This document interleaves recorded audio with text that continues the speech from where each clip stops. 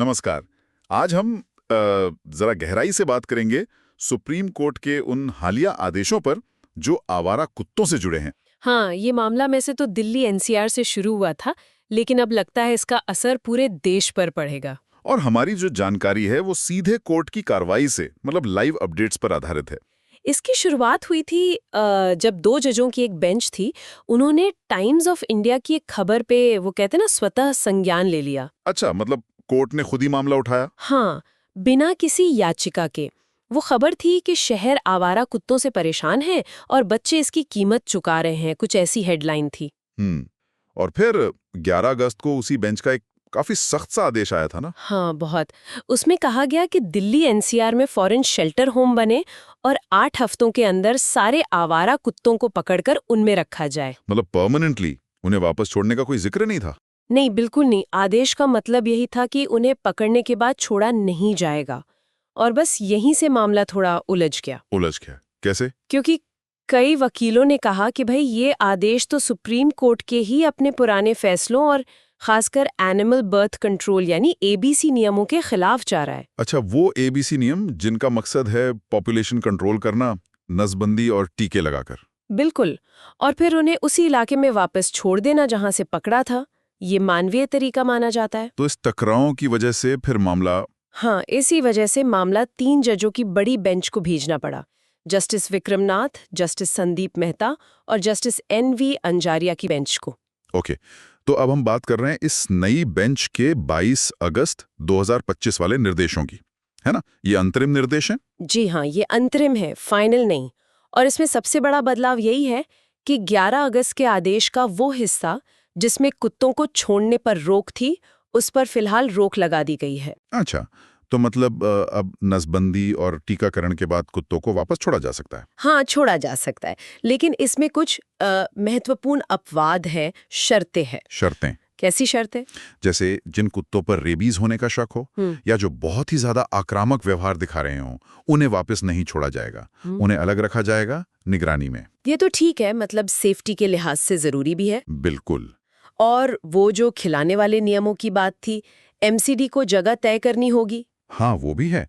दिल्ली नगर निगम यानी एमसीडी हर वार्ड में कुत्तों को खाना खिलाने के लिए खास जगहें तय करेगी। और सिर्फ वहीं खिला सकते हैं, उसके बाहर नहीं। नहीं, तय जगहों के बाहर खिलाना सख्त मना होगा। और अगर कोई ऐसा करता है तो उस पर कानूनी कार्रवाई भी हो सकती है। ओह! और इसके लिए कोई हेल्पलाइन वगैरह भी? हाँ, उल्लंघन की रिपोर्ट करने के लिए एक हेल्पलाइन भी बनाई जाएगी। और अगर कोई ये सब काम करने से रोके, मतलब सरकारी कर्मचारियों को या। हाँ, उसका भी जिक्र है।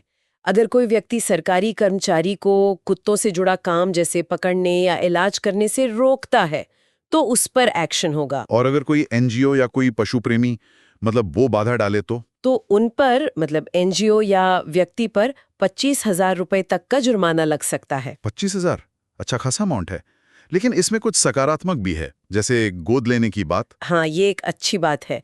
जो लोग सच में कुत्तों की देखभाल करना चाहते हैं, वो अब एमसीडी में अप्लाई करके आवारा कुत्तों को गोद ले सकते हैं। चलिए, ये तो हुआ दिल्ली का मामला। लेकिन आप कह रही थी कि अब ये मामला पूरे देश से जुड़ गया है। हाँ, ये शायद सबसे अहम डेवलपमेंट है।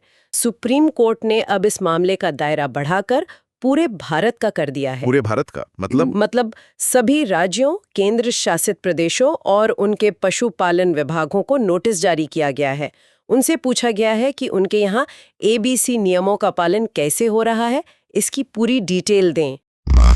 तो मतलब कोर्ट अब एक नेशनल लेवल पर इस मुद्दे को देख रहा है। बिल्कुल। और इतना ही नहीं, हाँ, जितने भी ऐसे ही मामले देश के अलग-अलग हाई कोर्ट में चल रहे थे, हाँ। उन सबको अब सुप्रीम कोर्ट में ट्रांसफर कर दिया जाएगा। ओह, तो एक तरह से सारे मामले एक जगह आ जाएंगे। हाँ, लगता है कोर्ट की मंशा यही है कि आवारा कुत्तों के मैनेजमेंट को लेकर पूरे देश के लिए कोई एक सुसंगत, एक जैसी पॉलिसी या गाइडलाइन बनाई जाए। समझ गया।